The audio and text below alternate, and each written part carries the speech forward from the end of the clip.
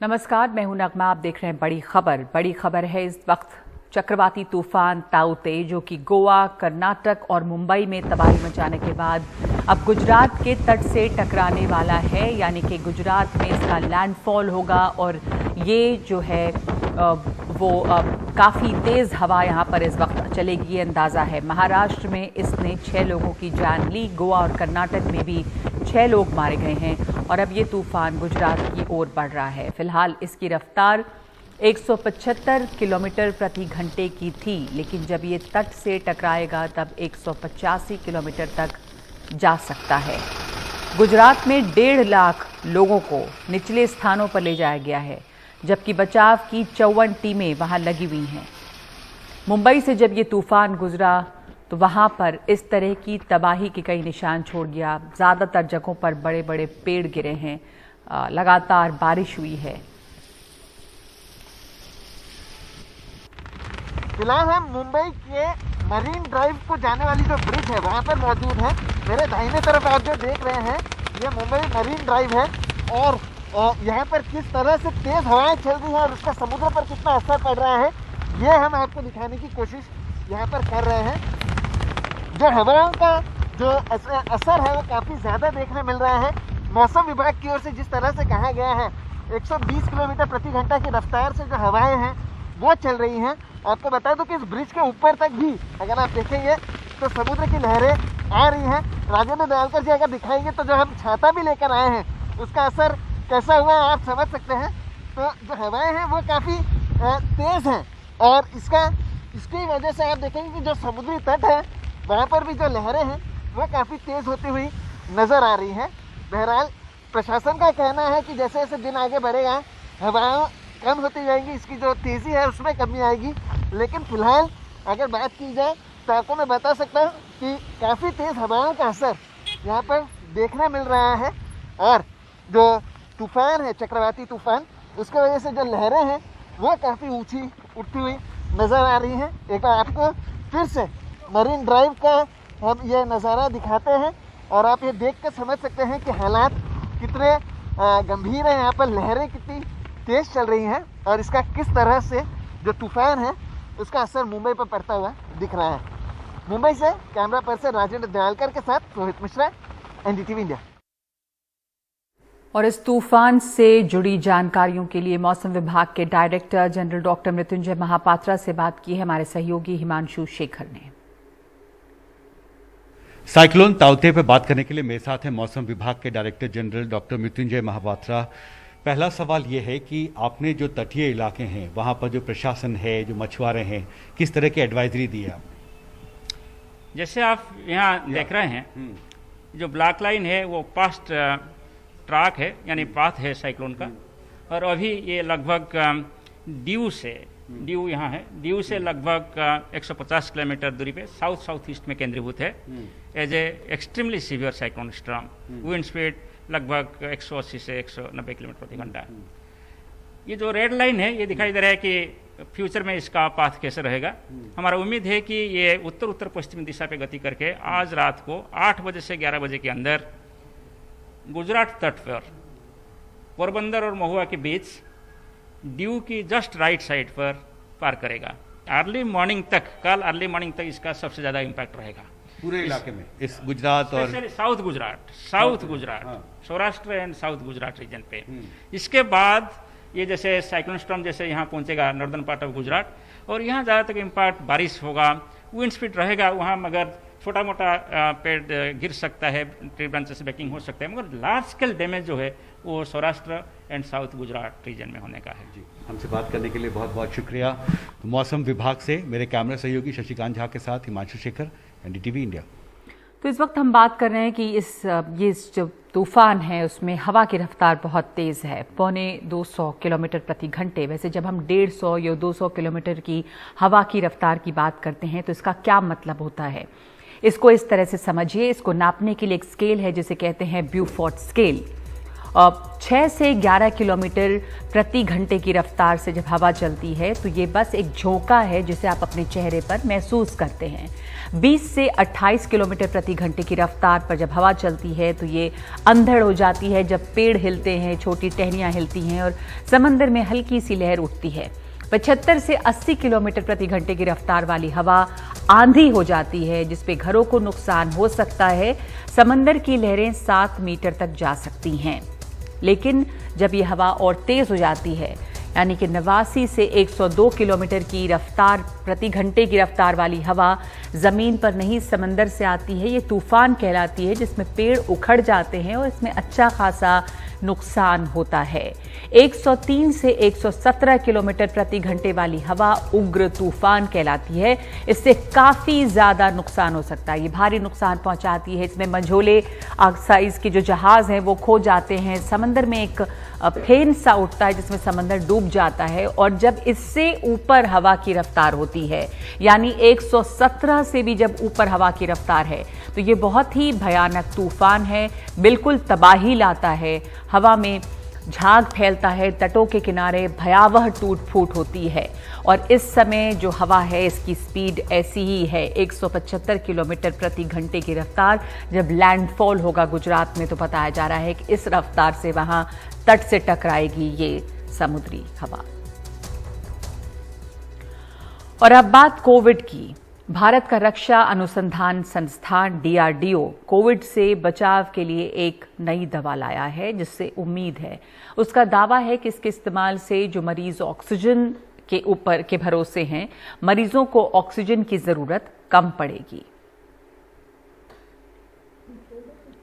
दिल्ली के DRDO भवन में रक्षा मंत्री और स्वास्थ्य मंत्री ने मिलकर लॉन्च की 2-डिऑक्सी डी ग्लूकोज यानी 2DG दवा। ये कोरोना मरीजों के काम आएगी। दवा की पहली 10,000 डोज एम्स और आर्म्ड फोर्सेस मेडिकल सर्विसेज को दी गई। आगे दूसरे अस्पतालों को भी इमरजेंसी इस्तेमाल के लिए दवा दी जाएगी। वैज्ञानिकों का दावा है कि कोरोना मरीजों के लिए दवा काफी कारगर है। इससे ऑक्सीजन लेवल भी बढ़ता है और वायरस भी रुकता है। यह आशा और उम्मीद की एक नई किरण लेकर आया है। यानी हमारे देश के सामने एक बड़ा से बड़ा चैलेंज आए तो हमारे वैज्ञानिकों के अंदर वह क्षमता है, वह ताकत है, तो उसका मुकाबला वह कर सकते हैं। और जो यह ड्रग का इजाद किया गया है, मैं समझता हूं कि हमारे देश के वैज्ञानिकों की एक जो साइंटिफिक कैपेबिलिटी है उसकी भी एक मिसाल है। DRDO के इनमास लैब ने यह दवा डॉक्टर रेड्डी लैब के साथ मिलकर बनाई है। दवा का तीसरे दौर का ट्रायल हो चुका है। इसके आधार पर DRDO का दावा है कि दवा बिल्कुल सेफ है। यही नहीं, हर तरह के कोविड मरीजों को यह दवा दी जा सकती है। जेनरिक मॉलिक्यूल और ग्लूकोज जैसी यह दवा पाउच में पाउडर के रूप में मिलेगी जिसे पानी में खोल कर दिया जा सकता है। नई दिल्ली से राजीव रंजन, NDTV इंडिया। लेकिन कोरोना की ये दूसरी लहर अब तक तबाही मचा ही रही है। महाराष्ट्र में मई में अप्रैल के मुकाबले 155% ज्यादा मामले आए हैं। परिवार के परिवार उजड़ गए। कब्रिस्तानों में बोर्ड लग गए कि यहाँ शवों को दफनाने की जगह नहीं है। पूजा भारद्वाज की रिपोर्ट। 2-3 बाद में पता चला कि कोरोना पॉजिटिव है और 15 दिन में सब खत्म हो गए। महाराष्ट्र में नांदेड़ के इस हंसते खेलते परिवार में अब मातम है। कोरोना की दूसरी लहर ने प्रतिभा से उनके डॉक्टर पति, सास, ससुर और जेठ परिवार के 4 सदस्यों को छीन लिया। प्रतिभा के पति 44 साल के डॉक्टर अनिल पार्डीकर थे। क्लिनिक चलाते थे। कोविड के कारण निजी अस्पताल में मौत हुई। 4 अप्रैल से 20 अप्रैल के बीच यानी करीब 15 से 16 दिनों में परिवार के 4 सदस्यों की कोरोना से जान चली गई। सिर्फ बुखार आया सबको, रंग दर्द हुआ और 2-3 बाद में पता चला कि कोरोना पॉजिटिव है और 15 दिन में सब खत्म हो गए। हमारे सास, ससुर, डॉक्टर साहब और उनके भाई। अब तो कुछ भी समझ में नहीं आ रहा। अब भगवान जो मार्ग दिखाएगा उस पे चलेंगे। 16 मई को नांदेड़ जिले से 43 मौतें रिपोर्ट हुई हैं। महाराष्ट्र में बीते 16 दिनों में यानी 1 मई से 16 मई के बीच 11,871 मौतें हुई। वहीं 1 अप्रैल से 16 अप्रैल के बीच 4,653 मौतें दर्ज हुई थीं। अप्रैल के शुरुआती 16 दिनों की तुलना में मई के शुरुआती 16 दिनों में 155% मौतें बढ़ी हैं। राज्य के कोल्हापुर, बीड़, नांदेड़, औरंगाबाद, चंद्रपुर जैसे जिले भी 35 से ऊपर मौतें 24 घंटों में दर्ज कर रहे हैं। सरकारी बुलेटिन में सबसे ज्यादा नागपुर ने 104 मौतें रिपोर्ट की, कोल्हापुर में 98, पुणे में 62 तो मुंबई में 60 कोविड मौतें एक दिन में रिकॉर्ड हुई। इधर मुंबई का वडाला मुस्लिम सुन्नी कब्रिस्तान जगह की कमी का बोर्ड भी लगा चुका है। बोर्ड पर लिखा है कि यहाँ 1132 कब्रों की जगह है, जिनमें 128 बच्चों के लिए हैं और 165 कोविड से मृत लोगों के लिए, 839 बाकी शवों के लिए।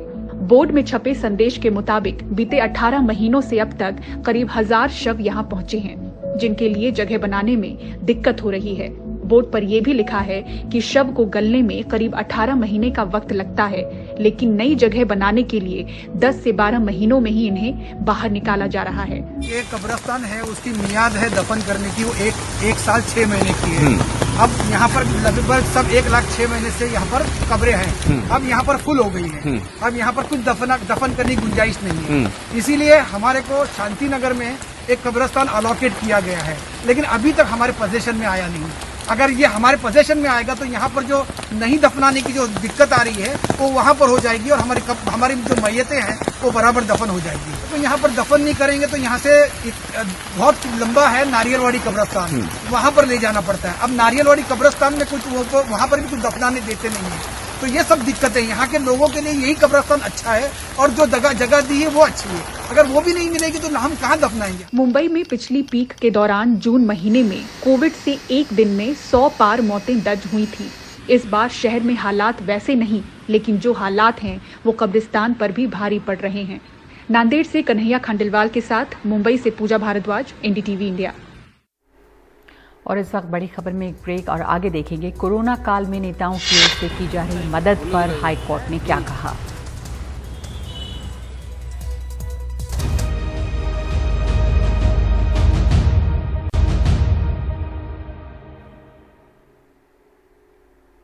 कोरोना के दौर में लोगों की मदद में ऑक्सीजन से लेकर दवाएं जुटाने वाले नेताओं पर हाई कोर्ट ने सवाल उठाए हैं। उनका कहना है कि नेता राजनीति के लिए जमाखोरी न करें। हाई कोर्ट ने पुलिस से फिर से रिपोर्ट मांगी है। कोरोना की दूसरी लहर के दौरान अस्पताल, बेड, आईसीयू, दवाओं और ऑक्सीजन की तलाश में भटकते लोगों की मदद में कई नेता सामने आए, लेकिन दिल्ली हाई कोर्ट ने इस पर कड़ी टिप्पणी की है। हाई कोर्ट ने कहा है कि नेताओं को स्टॉक इकट्ठा करने का कोई काम नहीं है। अगर वो लोगों का भला करना चाहते हैं तो इसे डीजीएचएस को दे दें, जो जरूरतमंद तक इन्हें पहुंचा सकते हैं। कोर्ट ने यह भी कहा कि हम उम्मीद करते हैं कि राजनीतिक फायदे के लिए दवाओं की जमाखोरी नहीं की जाएगी।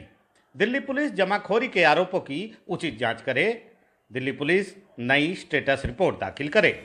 दरअसल दिल्ली पुलिस ने दिल्ली हाई कोर्ट में अंतरिम स्टेटस रिपोर्ट दाखिल कर कहा था कि नेता मानवता के नाते लोगों की मदद कर रहे हैं। इनमें यूथ कांग्रेस के राष्ट्रीय अध्यक्ष श्रीनिवास बीवी, तिमारपुर से आप विधायक दिलीप पांडे, कांग्रेस के पूर्व विधायक मुकेश शर्मा, भाजपा नेता हरीश खुराना और भाजपा सांसद गौतम गंभीर की जांच की गई है। दिल्ली पुलिस ने जांच पूरी करने के लिए हाईकोर्ट से 6 हफ्ते का समय भी मांगा था, जिसे ठुकरा दिया गया। 24 मई को अदालत फिर से सुनवाई करेगी। दरअसल हाईकोर्ट की टिप्पणी के पीछे एक बड़ी नसीहत है कि जब महामारी चल रही हो तो ऐसे वक्त में सारी राजनीतिक पार्टियों को सरकार के साथ कंधे से कंधा मिलाकर चलना चाहिए, ताकि लोगों को जरूरत की सारी चीजें मुहैया हो सकें। नई दिल्ली से आशीष भार्गव, एनडीटीवी इंडिया। जाने माने इतिहासकार लाल बहादुर वर्मा नहीं रहे। वो 83 साल के थे। उन्होंने इलाहाबाद विश्वविद्यालय सहित कई विश्वविद्यालयों में इतिहास पढ़ाया, लेकिन पढ़ाने से पहले उन्होंने समझाया कि इतिहास क्या होता है। हिंदी में इतिहास की कई महत्वपूर्ण किताबें लिखीं। यूरोप का इतिहास और आधुनिक विश्व के इतिहास की झलक आदि इनमें है। वो हिंदी साहित्य के भी करीब रहे। 70 के दशक में उन्होंने भंगिमा नाम से एक पत्रिका भी निकाली। सामाजिक मोर्चों पर वो बहुत सक्रिय रहे। बीते दिनों वो किसान आंदोलन में हिस्सा लेने दिल्ली भी आए थे। युवाओं से उनका संवाद लगातार बना रहता था। कोविड की चपेट में आने से पहले उनका संवाद लोगों से लगातार चलता रहा। वो इन दिनों देहरादून में थे।